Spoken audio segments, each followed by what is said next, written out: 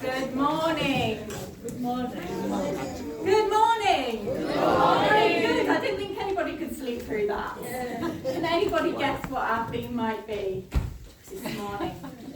Big adventure. A big adventure. Yes.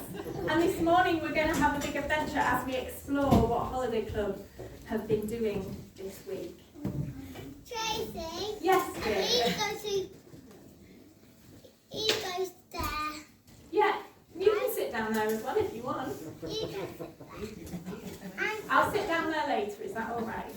And probably this will be a good idea from holiday. This is why you sit at the back, Tracy. That's okay. That's absolutely fine. I Not a know we'll bring problem. this on holiday. Do you want to come and stand with me and help me? Welcome to Holiday Club, everybody.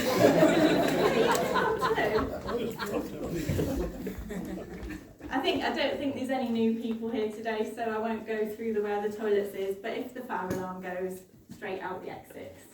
Let's just take a moment to breathe, to calm, and to remember why we're here.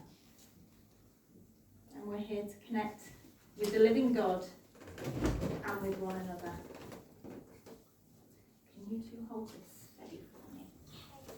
I'm going to read a passage from Matthew 17. That's the second.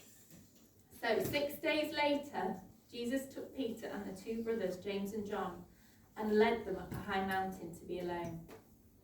As the men watched, Jesus' appearance was transformed, so that his face shone like the sun, and his clothes became as white as light. Suddenly Moses and Elijah appeared and began talking with Jesus. Peter claimed, "Lord, it's wonderful for us to be here. If you want, I'll make 3 more shelters and memorials, one for you, one for Moses, and one for Elijah." But even as he spoke, a bright cloud overshadowed them, and the voice from the cloud said, "This is my dearly beloved Son, who brings me great joy. Listen to him." The disciples were terrified and fell face down on the ground. Then Jesus came up and touched them and said, "Get up." He said, "Don't be afraid." And when they looked up, Moses and Elijah were gone, and they only saw Jesus. As they went back down the mountain, Jesus commanded them, "Don't tell anyone of what you have seen until the Son of Man has been raised from the dead." Amen. Now we're going on an adventure this morning up the mountain, where we get to see our God face to face. Our hope is that when we meet together, just like when we met at the Bible Club or we go on conferences, we shine a little bit more because of that presence of Jesus. But then there's a time when that filling, that shining, comes into action, and Jesus says, "Now go and tell others." So as we gather together and meet in his presence, may we look him in the face, feel his love, and celebrate together. David. Let's stand and sing together.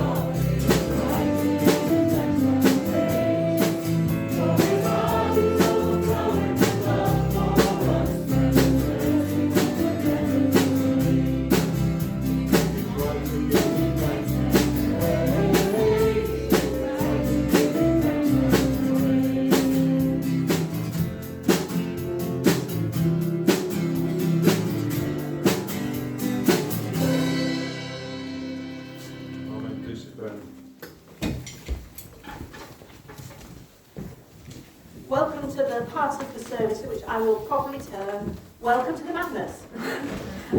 We're going to give you a little bit of insight into some of the things we've been doing at Holiday Club. I'm going to save some of them for when I talk, but to start with, we're just going to look at a couple of minutes of video, and then we've got some stuff to hear from the leaders and the child that's here.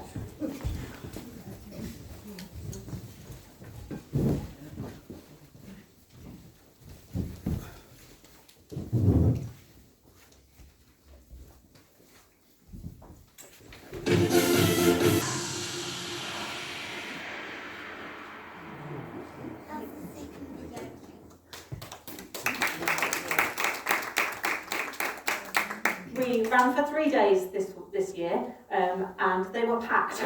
We had excess plans and materials. We threw them out of the window every day because the kids just got so stuck into everything that we did. You may notice on the videos that there looked like less children this year, and there were. And I'm going to be honest, my heart sank at the start of the week and a couple of days. But actually, in that, God did something really, really beautiful, because we ended up that every child that we had in the sessions met God and God was seen by leaders in a way that was just really beautiful.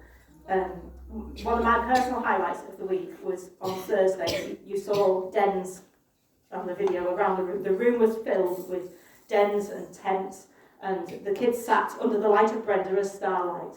And every child had a leader with them who was meeting them personally and was praying with them in a way that met them totally uniquely. And it was really powerful and it was really beautiful. You may also have noticed what looked like quite a lot of corpses on the floor of Holiday Club. I promise you we didn't break anybody, but what we learned was the first aid this year, didn't we, Edith? Yeah, and we discovered that we have an excellent first aider who said that she would like to demonstrate. Linda, this is your moment. Linda has been our wonderful first aid model for a lot of the week, and Edith was wanted to demonstrate her bandaging. So perhaps you and Linda can sit there and when you can show everybody when you've done your brilliant bandaging on Linda. Due to holidays and all the various things, Edith is our Holiday Club child this morning. However, in the room we have our incredible team, almost all of who are here, I think. So I'm going to pick on them. You were forewarned, I told you.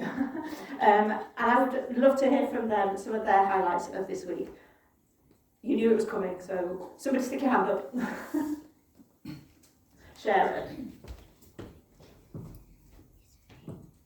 it. Well, overall it was just generally wonderful and beautiful. It was a small group, and some of the children were quite shy initially, and as the 3 days progressed you could see them growing in confidence and their relationships with each other and the leaders just growing. And for me, a personal highlight I think was probably the Thursday lunchtime when there was one little boy, we were talking to him, and his face was just completely lit up, and he just said, it's just been amazing. I can't remember the whole context of the conversation, but his face was just so lit up, wasn't it? And he just kept saying, it's been amazing, it's been amazing. And he ran and told his mum straight after. Anybody else going to volunteer? Tracy? So I've got 2 quick ones. You can have 2. On the Monday we had a little boy that came, and he was very reluctant to come in, and one of our young leaders got alongside him and helped him feel comfortable in the space. And I met them again on Friday, and he hadn't wanted to come, so his mum had brought his sister, and when she got home he was begging for her to bring him, and he came and he was part of it, and I think he was one of our lights. I mean, they were all lights really, and I just thought, wow. And I spoke to this mum, and he very, very rarely asks to go anywhere, and the fact that he asked to come here and meet with us and God, I thought was really special. The other special thing was the first time this year, what we did is at the end of the Friday session, we let the parents in to wait in the quiet room, and then we facilitated, there was a facilitated conversation about what the kids were experiencing, so they could share with one another what had been going on and have some faith input into that, and I thought that was really special addition this year. Anybody else? No.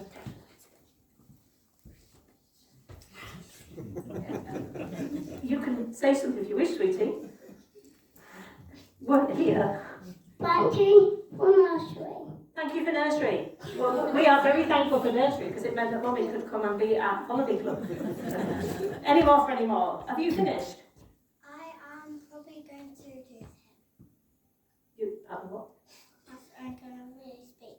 You're going to really speak. Would you like to do that now? Yeah. Okay, there you go. You can hold it, or shall I hold it? Okay. This is the part wherever go, Yeah. you can speak of school. This is going to be very awesome. It was very awesome as well, wasn't it? Shall we show everybody what you did on Linda? Yeah? Then just look, this is Edith's bandaging skills.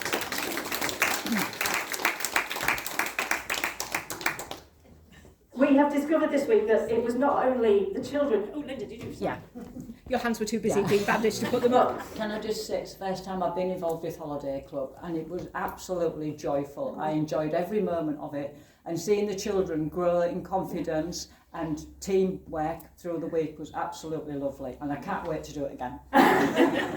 We can't wait to have you back. Linda was first here and last to leave all week. So we were very thankful for Linda, as we were for the rest of the team.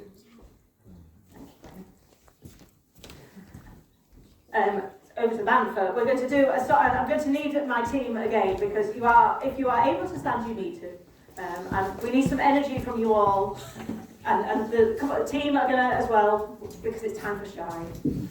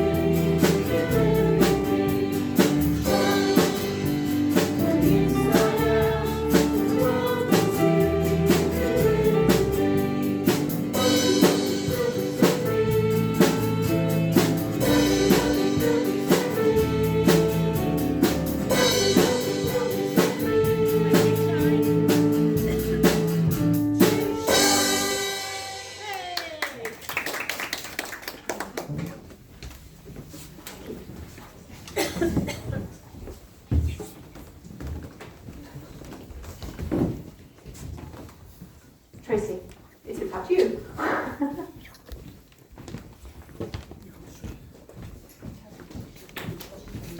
Right, our notices.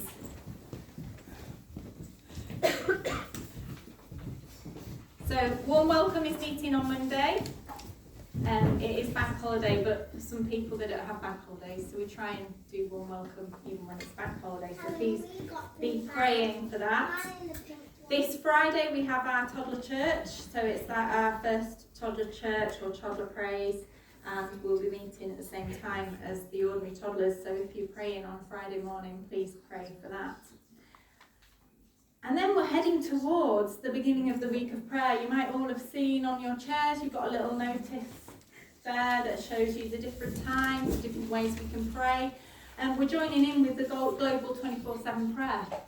And so that's exciting. And we're kicking that off with an overnight youth prayer event. So please do be praying for that, because it's the first time they've gathered to do that. Is there anything else that I've missed? One more thing to say is just to say that Linda expressed how much joy it was being with the young people. And we are a church that loves our young families. And I don't know whether you remember when you had little ones, but it's sometimes really, really hard to get here. And so having a provision where they know their children are going to be cared for and loved is just such a beautiful thing. And it's not only an act of serving each other as family, it's also a space where we can be like children ourselves. And God tells us to be like little children, and they can give us joy and teach us so much. So please pray about that. Pray about where you may fit in that. If you've got children, have children.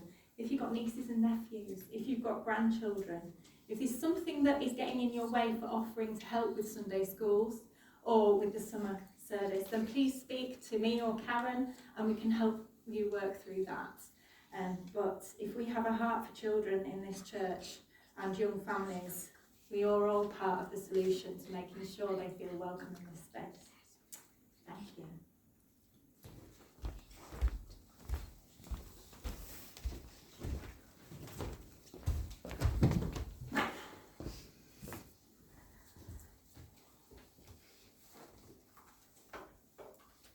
So you might have noticed that I haven't actually told you much yet about what we talked about at Beverley Club and what we were doing.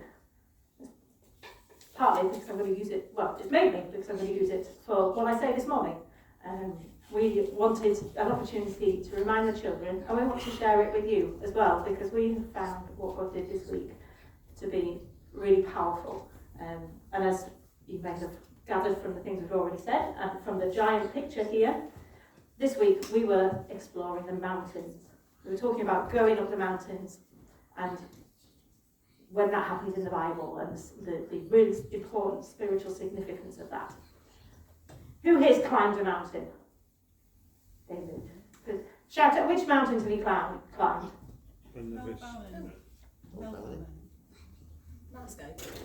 Any more? Can you repeat it for those with hearing aids? Who's climbed a mountain? Which mountain have you climbed, Alistair? St Michael's Mountain. St Michael's Mountain.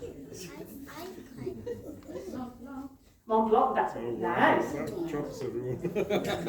When I was about 11, I climbed a very, very small mountain. I climbed Catbells for the first time. And if you've climbed a mountain, what's your memories of the summit, of reaching the top? Relief? The view? The view? Yeah, we've already got to go back now. Now we're at the top, we've got to go back down. Worried about getting back down? Food. The food. Eating Eating at the top. Steph? Yeah, just the view if it's not cloudy. The view if it's not cloudy. That moment, isn't it, where you reach the top of a mountain, it is absolutely significant when you stand and you survey it. In the ancient world, the top of the highest mountains were sacred places, and they, in the Bible, it generally represented a meeting place between God and humanity.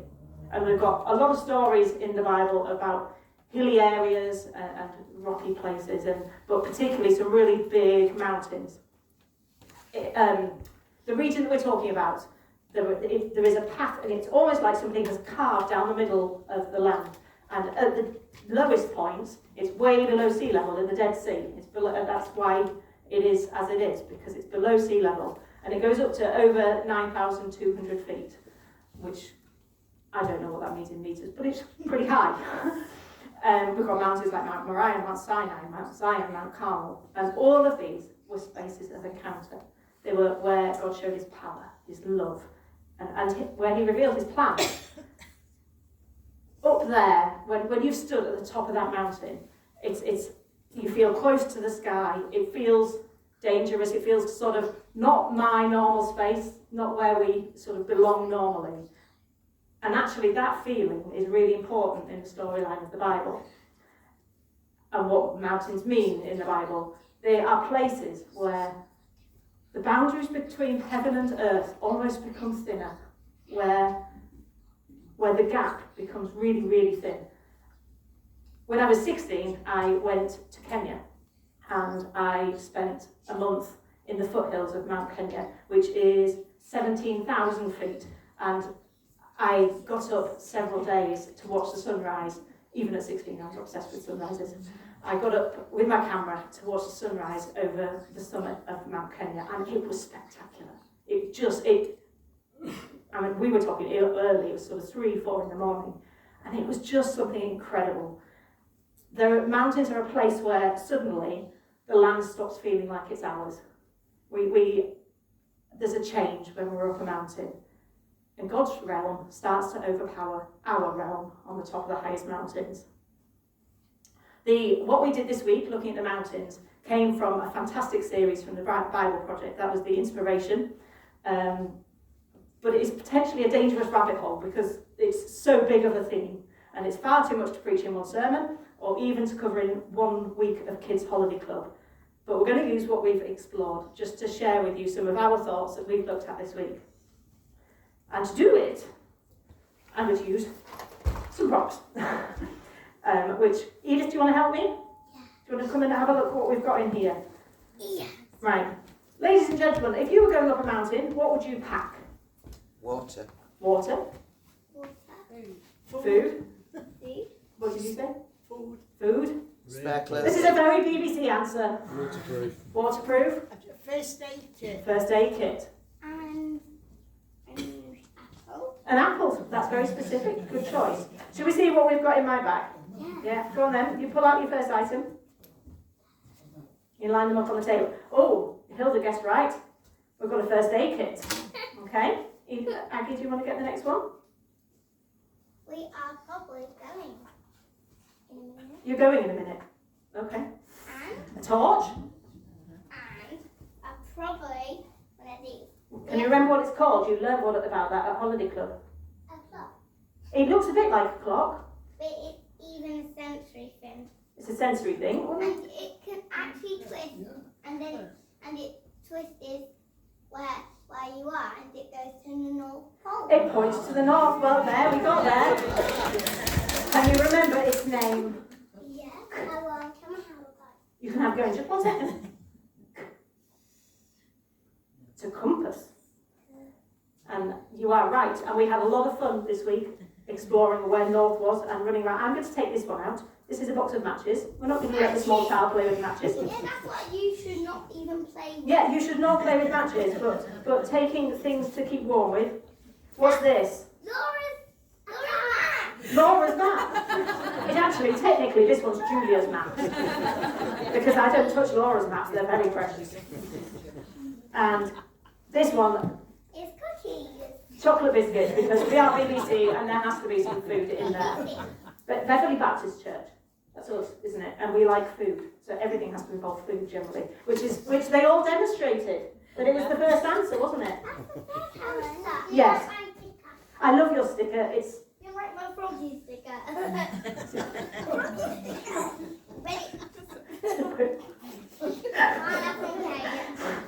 All right then.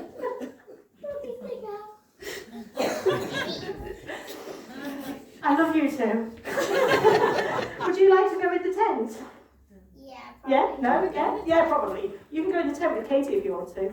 You don't have to. Well, we probably can. You probably can. Yeah. So, one of the things that we decided as we talked on Wednesday, we think it would be pretty stupid to set off on an adventure up a mountain and have no directions and not knowing where we were going to go and what we were going to do. So when you go on a mountain adventure, you need a map. And we learned some amazing map skills this week. Laura taught us things that most of the grown-ups didn't even know. So when you climb the mountain, you need a map, you need directions. And we looked at Mount Sinai. God gives us a set of directions. We call them the 10 Commandments, but they're to guide us. The 10 Commandments aren't just a set of rules. They are a vision for a life of wholeness, of freedom, of flourishing. And we were talking about that this week, about the fact that God gives us these, and he's not just being bossy. Because rules without relationship, we end up feeling ashamed. But when we know that it's a God who loves us, the guidelines that he sets us reshape how we see the rules. That they are not rules to restrict us. I'm going to read what we read, the commandments that we gave to the children, showed the children from the Bible. I want you to listen to them because they may sound slightly different to how you know them. And sometimes when we hear a familiar text slightly differently, we can hear it a little bit different. But what's the first one? What's number 1 on the 10 Commandments? Put him first. Put him at the top of everything. So we've got put God first. Love him more than anything else. Only worship him. Don't make or follow pretend gods. And that one is so easy in life, isn't it? It can be something that you don't even notice. Respect his name. Use it with love. Not in a hurtful way. Rest. Remember him. Have a special day each week. We've talked quite a lot about Sabbath recently. Tracy said the other day, this is her favourite commandment. Honour your parents. Love and listen to them. Most of the children did a very, very good job of listening to the leaders. Parents might suggest that one's a challenge sometimes. I certainly find it a challenge raising a child and being a child. Don't hurt people. Life is a gift from God. Keep your promises in marriage. Be faithful. Don't take what isn't yours. Be honest. Tell the truth. Don't spread lies or tell stories that are unkind. Be thankful for what you have. Don't be greedy or jealous. All of these are about living a life of love. When you look at them in a lens of love, which is the lens that God uses to look at us. And we learned about the mountain that God took Moses up to tell him that. Edith, can you remember what the mountain Moses went on was called? Mount Sinai. There we go! And you should nail it. There are a few key facts that the kids have taken home. Mount Sinai is one of them. But we learned something really, really exciting about Moses' time on Mount Sinai.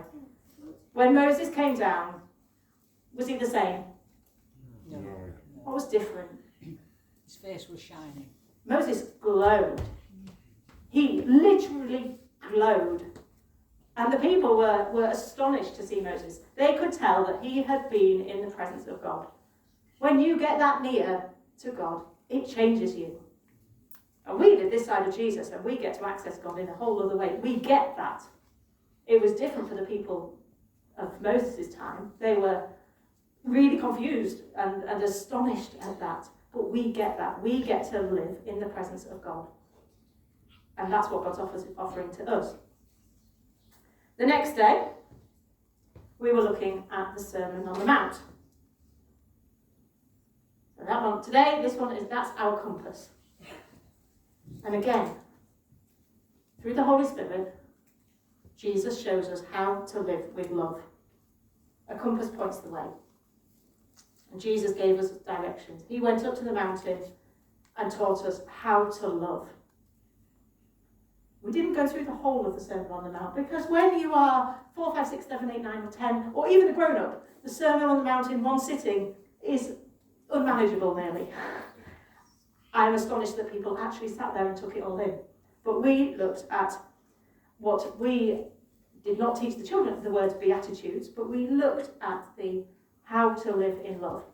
And we had the kids did a wonderful job of a visual demonstration that I gave them. We had this tent in a bag. And I put the tent in the middle of the room. And I said to the kids, put it up. And I stepped back. And we let them wrestle the tent. There was some reasonably impressive starts. There was some sort of, we can have a bit of a go at it. They'd got the poles stretched out. They had cast aside some bits. There was some upside down, some back to front. And I said to them, what's your problem? And they said, well, we don't know how to do it. I said, maybe you need to ask the person who knows. I have put that tent up many times. And they came to me, when they knew that, they came and they asked for advice. And we talked through it. I gave them guidelines. The poles go in the centre bit. You need to push it, not pull it. And that layer that you're holding this way, you might need to turn it round, turn it over. When they set off on their own, it made a bit of a mess. But when they listened, when they paused, when they listened to the instructions, we got a tent. And it stood up without even any guide ropes all week. And I'm reasonably happy to let the children in it. With the guidelines, they were able to do a good job. And that's Jesus' appointment for us. I'm not sending you out to live life on your own, because we do make a mess of it. Because even with the guidelines, we regularly go, nope, I'm going to do it myself. And I don't know about you, but when I do that, I make a mess of it. But he gave us directions.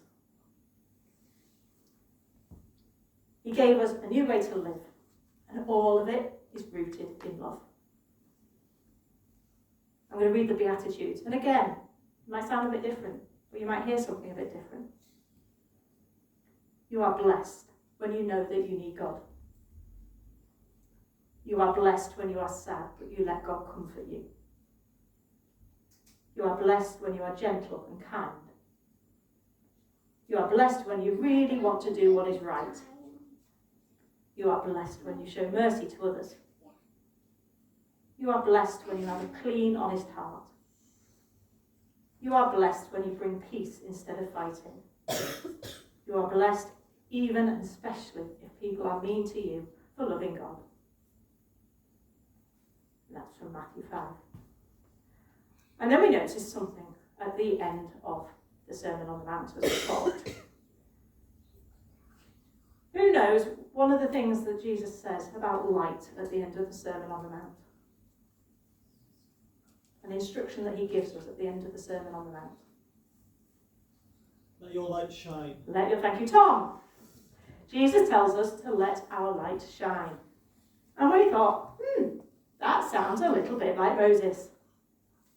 When we spend time with God, his light shines in us. Just like Moses, it was unstoppable. But we can choose to pretend that God's not working in our lives. We can deny what's going on. But the more and more time that we spend with him, the harder it gets, because he glows from us. And we noticed that, and we liked that bit. And on Friday, we went to the Mount of Olives. We started at the foot of the Mount of Olives. And we discovered God's big rescue plan. We've been talking this week we've been learning about the different emergency services.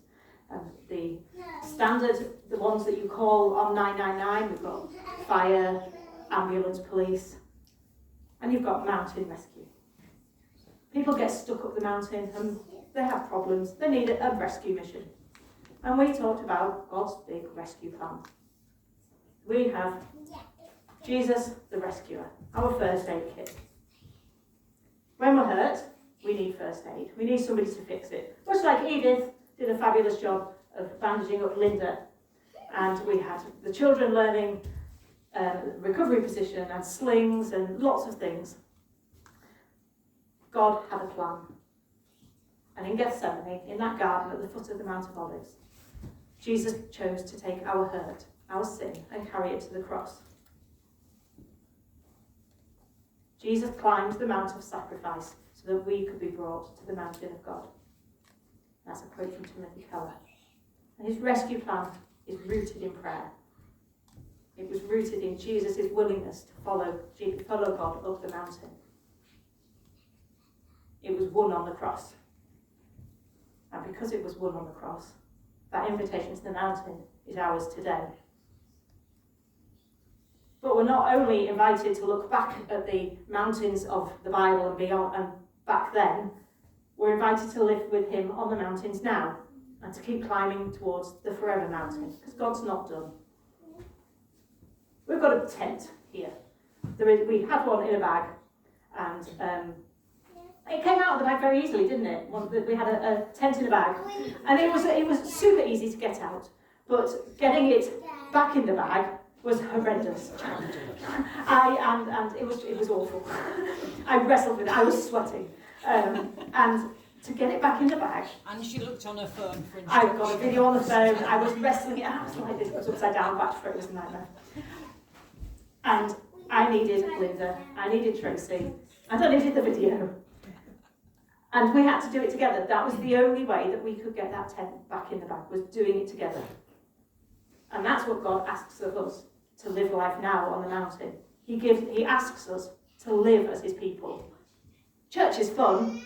It's, it's good to come together, but it's essential as well. Living together is how that we are called to do it. You look in Acts, and he tells us, do this together. Don't do this on your own. You will wrestle the tent backwards, forwards, upside down, and make a giant mess of it. But I've got a plan for you that brings you together. We, at the moment, in a spiritual picture, we're currently on a mountain campsite. We're not at the top of God's big forever mountain. But we gather around the fire, we share food, we look after each other. That's church. The tent is church. It's a place for us to come together and do life together and share together. We have the torch. And we talked about light being our faith. And so faith is our torch. We can't see the whole mountain path.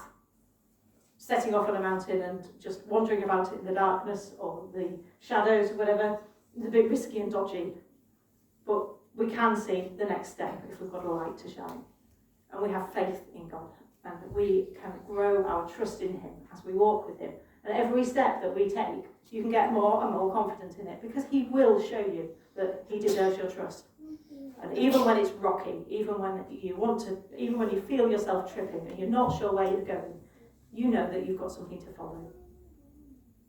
In the Old Testament, they had a pillar to follow. We don't have that, but we have a whole lot of other ways that we can follow God, and they become clearer as we do it and as we walk that journey.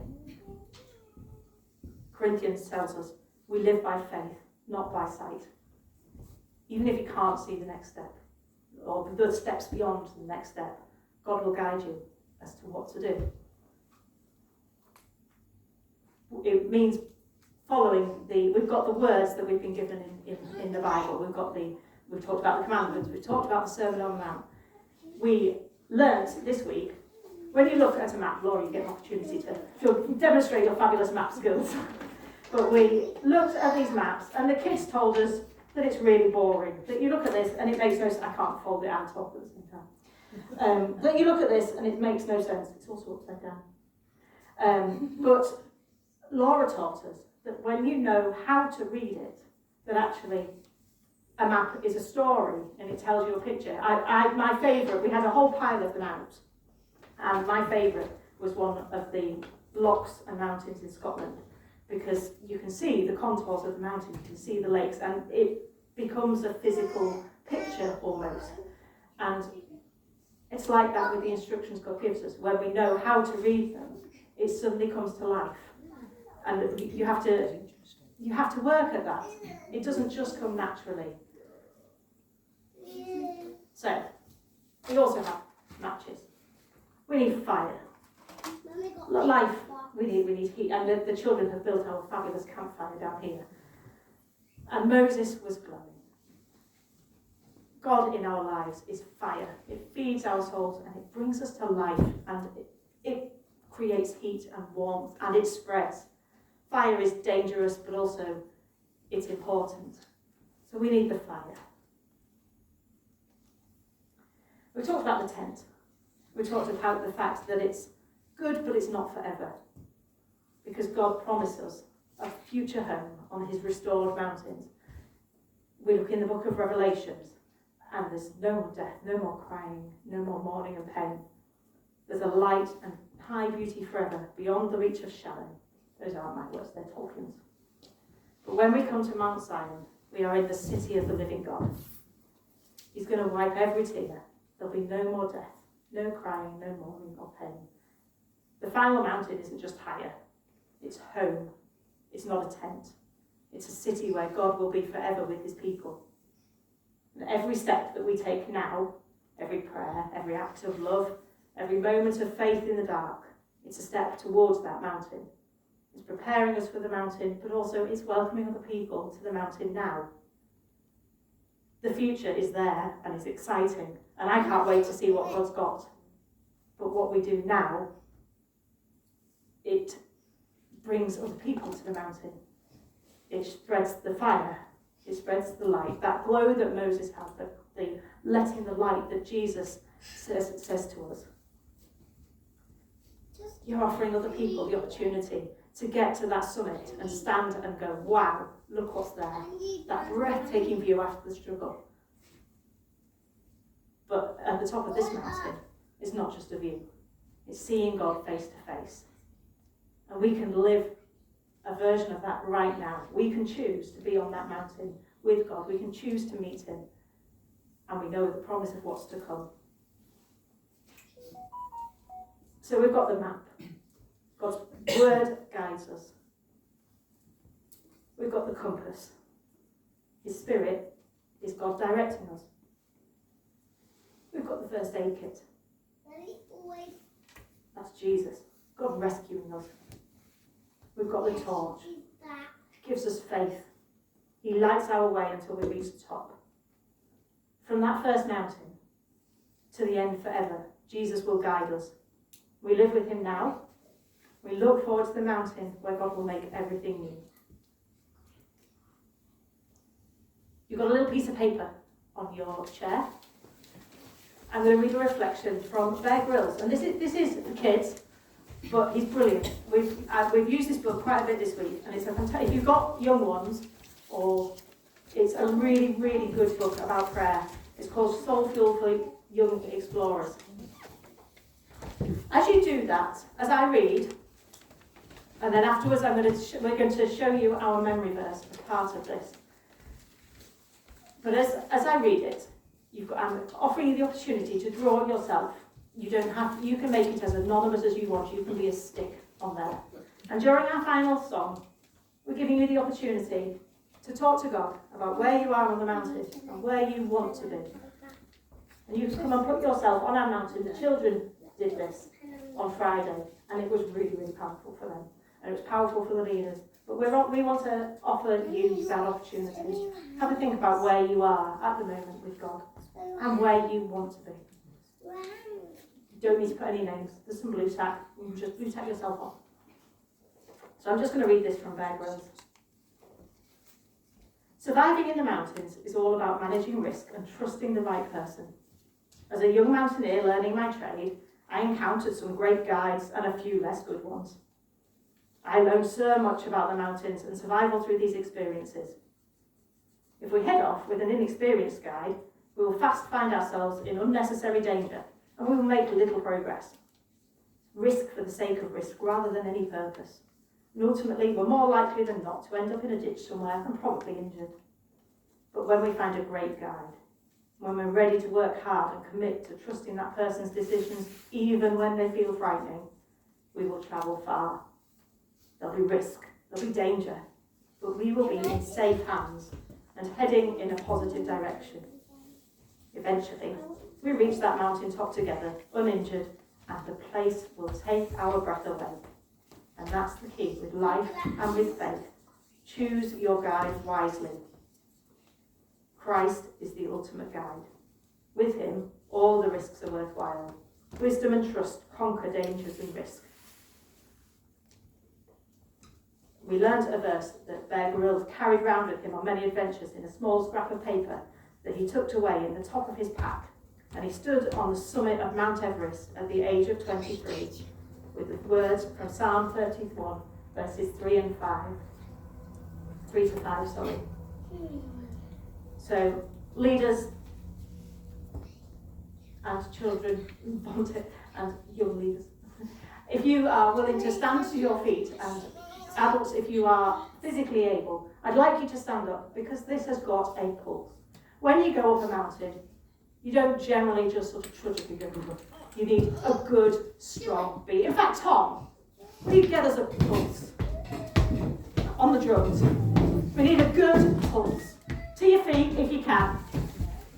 This has got a pulse. Be my safe leader. Be my true mountain guide. I put my life in your hands. You won't drop me. You'll never let me down. Right. Everyone, let's with the feet.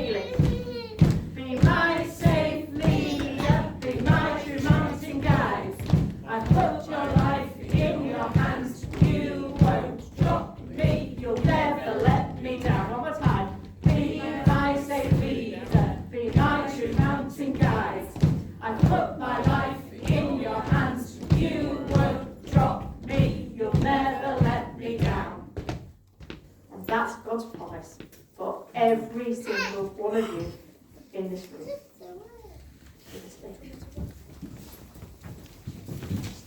Karen, could I just please say that on the Friday when you was talking to the children, one of them asked Karen if believing in God brought you good luck.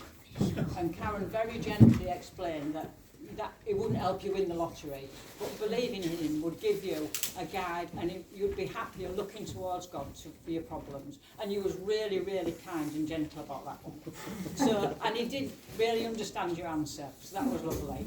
Yeah, that the was a white good male moment. went straight to prosperity gospel. It is.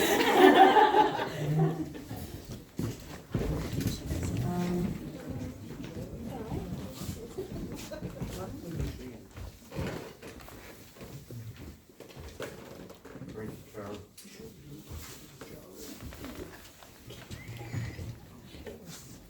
There was some deep stuff there, wasn't there, guys? Hidden away in seemingly in a children's talk. There's some really deep stuff there. I think we should just pause. Just let it sink in.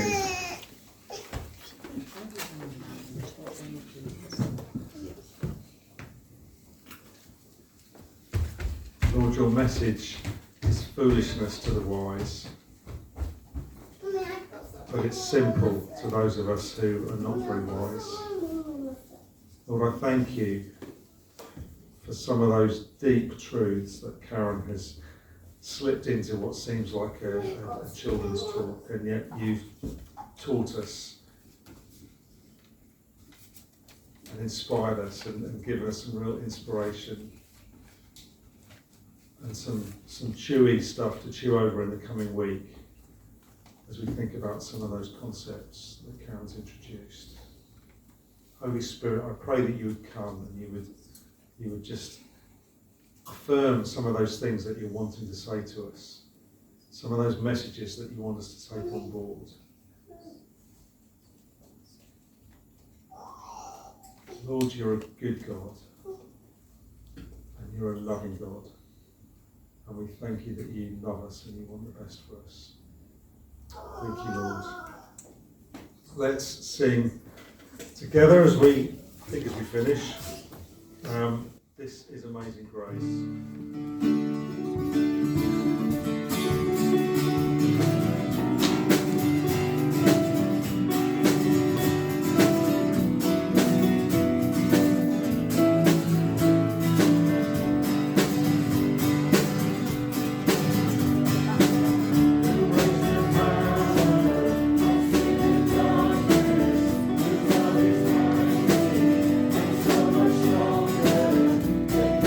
Glory.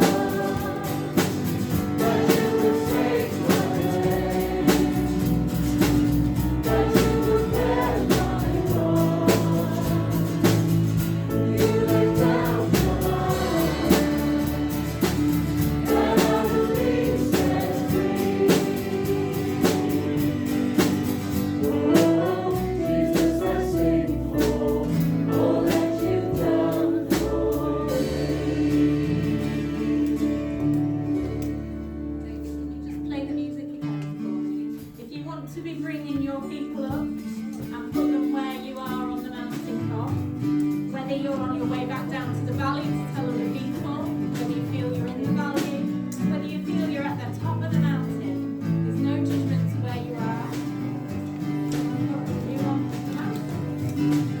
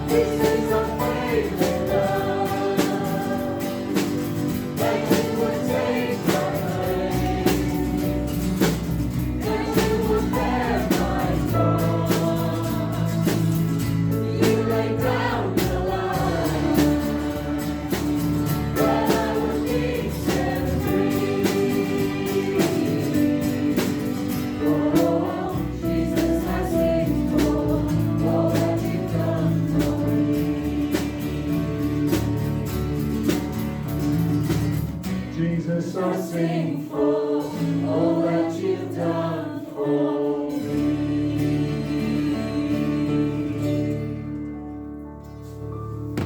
Thank you. And we're going to read Psalm 121 together as we move towards coffee and then leave this place. I lift my eyes to the mountains. Where does my help come from? My help comes from the Lord, the maker of heaven and earth. He will not let your foot slip. He who watches over you will not slumber. Indeed, he who watches over Israel will neither slumber nor sleep. The Lord watches over you. The Lord is your shade at your right hand. The sun will not harm you by day, nor the moon by night. The Lord will keep you from all harm. He will watch over your life. The Lord will watch over your coming and going, both now and forevermore. And the people said, Amen.